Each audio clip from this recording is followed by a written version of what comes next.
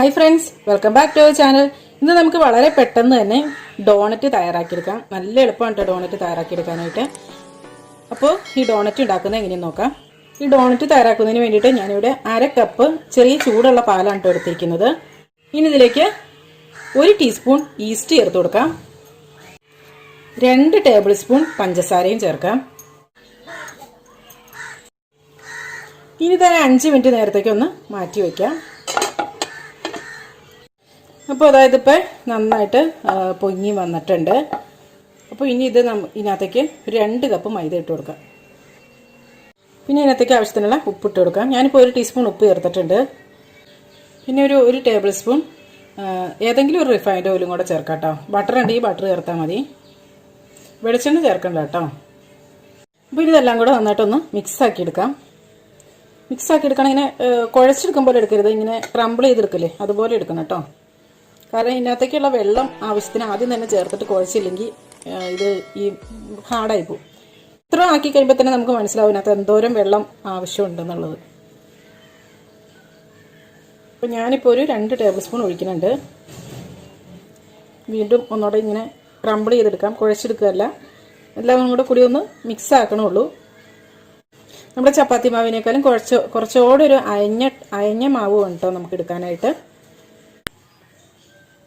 2 table spoon കൂടി ചേർക്കാം.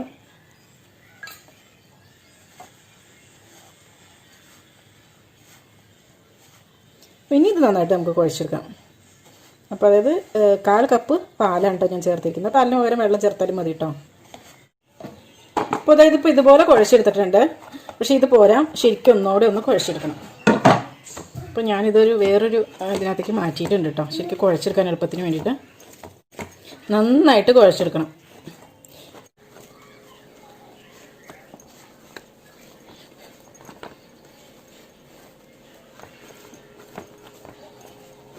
ഇതിപ്പോൾ നന്നായിട്ട് കുഴച്ചെടുത്തിട്ടുണ്ട്. ഇതിന് മുകളിലായിട്ട് കുറച്ച് എണ്ണയൊന്ന് ആക്കി കൊടുക്കാം, ഡ്രൈ ആവാണ്ടിരിക്കാൻ വേണ്ടി. അപ്പോൾ ഇനി ഇതൊന്ന് മൂടി വെച്ചേക്കാം കേട്ടോ. അപ്പോൾ ഇനി ഇതൊരു 1-2 മണിക്കൂർ റെസ്റ്റ് ചെയ്യാനായിട്ട് വയ്ക്കാം.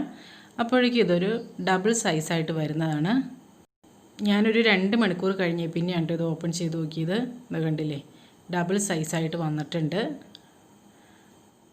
അപ്പോൾ ഇനി ഇതിനകത്തു നിന്നുള്ള എയറൊക്കെ ഒന്ന് കളഞ്ഞതിന് ശേഷം നമുക്ക് വീണ്ടും നന്നായിട്ട് ഒന്നുകൂടെ ഒന്ന് കുഴച്ചെടുക്കണം. അപ്പോൾ കയ്യിലൊക്കെ ഇങ്ങനെ നിറച്ച് ഈ പൊടിയൊക്കെ പറ്റി പിടിക്കുകയാണെങ്കിൽ കുറച്ചൊന്ന് ഓയിലൊന്ന് അപ്ലൈ ചെയ്ത് വെച്ചാൽ മതി. അപ്പോൾ ഇനി ഇത് ഞാനൊന്ന് 2ആയിട്ട് ഡിവൈഡ് ചെയ്തെടുത്തിട്ടുണ്ട്. എന്നിട്ടിത് പരത്തിയെടുക്കാം. ഓരോന്ന് നമ്മൾ ചപ്പാത്തിയൊക്കെ പരത്തും പോലെ തന്നെ പരത്തിയെടുക്കാം. അപ്പോൾ ഒട്ടിപ്പിടിക്കാണ്ടിരിക്കാൻ വേണ്ടിയിട്ട് കുറച്ച് പൊടിയൊന്ന് തൂവിയതിന് ശേഷമാണ് പരത്തിയെടുക്കുന്നത്. അപ്പോൾ നന്നായിട്ട് പരത്തിയെടുക്കുക. അപ്പോൾ കട്ടി ഒരുപാട് കുറയ്ക്കണ്ട കേട്ടോ, അതായത് ഇത്രയും കട്ടി തന്നെ വേണം. ഇനി ഞാനിതൊരു 3 ഇഞ്ചിൻ്റെ ഒരു റൗണ്ടാണ് കേട്ടോ എടുത്തിരിക്കുന്നത്. വലിയ റൗണ്ട് 3 ഇഞ്ചാണ്. എന്നിട്ട് ഇത് നന്നായിട്ട് ഇതുപോലെ ഒന്ന് ഒരു ഡോണറ്റിൻ്റെ ഷേപ്പിലാക്കി എടുക്കുക.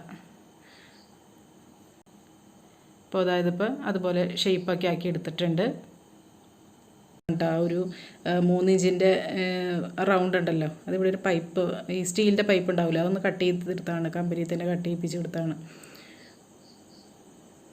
എന്നിട്ട് ഞാനിതൊരു എണ്ണ പുരട്ടിയിട്ടുള്ള ഒരു പ്ലേറ്റിലാണ് കേട്ടോ വയ്ക്കുന്നത്.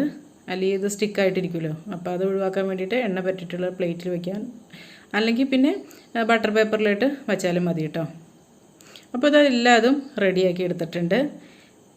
ഇനി ഇതൊരു 10 മിനിറ്റ് വീണ്ടും റെസ്റ്റ് ചെയ്യാനായിട്ട് വയ്ക്കണം കേട്ടോ.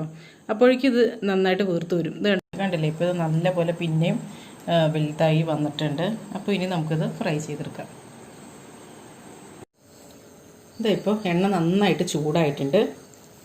ഇനി ഇത് ഓരോന്നായിട്ട് നമുക്ക് എണ്ണയിലിട്ടെടുക്കാം.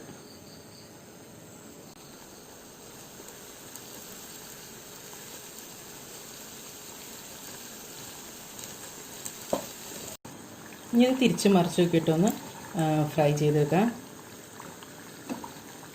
അപ്പോൾ ഇതൊക്കെ റെഡി ആയിട്ടുണ്ട്. ഇത് കോരി മാറ്റാം. അപ്പോൾ ഇനി എല്ലാതും ഇതുപോലെ തന്നെ ഫ്രൈ ചെയ്തെടുക്കാം. അപ്പോൾ ഇതെല്ലാതും ഫ്രൈ ചെയ്തെടുത്തണം കേട്ടോ. നല്ല ചൂടുണ്ട്. ഇത് പുറത്ത് നല്ല ക്രിസ്പിയാണ് കേട്ടോ. എന്താ പറയുക, നമ്മുടെ വട പോലെയൊക്കെ തന്നെ, പക്ഷേ ഇത് ഇംഗ്ലീഷുകാരുടെ ഒരു റെസിപ്പിയാണല്ലോ, പുറത്തെ രാജ്യക്കാരുടെ റെസിപ്പിയാണല്ലോ അല്ലേ. ഈ ഒരു ഡോണറ്റ് നമുക്ക് വെറുതെ കഴിക്കാനാണെങ്കിലും നല്ല ടേസ്റ്റാണ് കേട്ടോ. ഇതിനകത്ത് വേണമെങ്കിൽ നമുക്ക് പഞ്ചസാര ഒന്ന് പൊടിച്ച പഞ്ചസാര ഒന്ന് വെറുതെ ഒന്ന് സ്പ്രെഡ് ചെയ്ത് കൊടുത്തിട്ട് കഴിക്കാനാണെങ്കിലും നല്ല ടേസ്റ്റാണ്. അപ്പോൾ ഇനി അടുത്തത് വൈറ്റ് കോമ്പൗണ്ട് ചോക്ലേറ്റ് ഒന്ന് മെൽറ്റ് ചെയ്യിപ്പിച്ചെടുത്താണ്. അപ്പോൾ ഈ ചോക്ലേറ്റിൻ്റെയൊക്കെ വീഡിയോസ് നമ്മൾ നേരത്തെ തന്നെ അപ്ലോഡ് ചെയ്തിട്ടുണ്ട്. അപ്പോൾ അതിനകത്ത് മെൽറ്റ് ചെയ്യണതൊക്കെ കറക്റ്റായിട്ട് കാണിക്കുന്നുണ്ട് കേട്ടോ. പിന്നെ ഇത് ഡാർക്ക് കോമ്പൗണ്ട് ചോക്ലേറ്റ് ഇതുപോലെ തന്നെ മെൽറ്റ് ചെയ്തെടുത്തിട്ടുണ്ട്. ഞാൻ ഡാർക്ക് കോമ്പൗണ്ടിലായിട്ട് മറ്റേ നമ്മുടെ മിൽക്ക് കോമ്പൗണ്ടും കുറച്ച് ആഡ് ചെയ്തായിരുന്നു കേട്ടോ. കാരണം ഡാർക്കിനാകുമ്പോൾ ഒരു കുറച്ച് ടേസ്റ്റ് ഒരു കയ്പ്പ് ചൊവ്വയായിരിക്കുമല്ലോ. അപ്പോൾ അത് കുട്ടികൾക്ക് അത്ര ഇഷ്ടം ഉണ്ടാവില്ല. അപ്പോൾ അതിന് മിൽക്ക് കോമ്പൗണ്ട് കൊടുത്തിട്ടുണ്ട്. എന്നിട്ട് ഇത് മെൽറ്റ് ചെയ്തതിന് ശേഷം ഇതുപോലെ പകുതിയായിട്ട് ഇത് ഡിപ്പ് ചെയ്യുള്ളൂ. എന്നിട്ട് ഇതുപോലെ എന്തെങ്കിലുമൊക്കെ ഡിസൈനൊക്കെ ഇങ്ങനെ കൊടുക്കുക.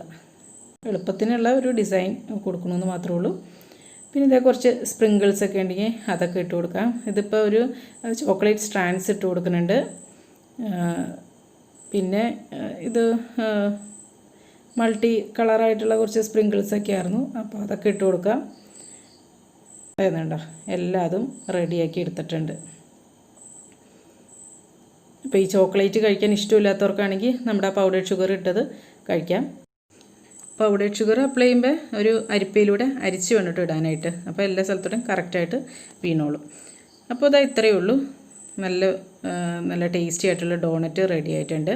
അപ്പോൾ ഇതെല്ലാവരും ഒന്ന് ട്രൈ ചെയ്ത് നോക്കുക കേട്ടോ. അപ്പോൾ നല്ലൊരു റെസിപ്പിയുമായി വീണ്ടും കാണാം. എല്ലാവർക്കും നല്ലൊരു ദിവസം ആശംസിക്കുന്നു. Thank you for watching Aisha's creations.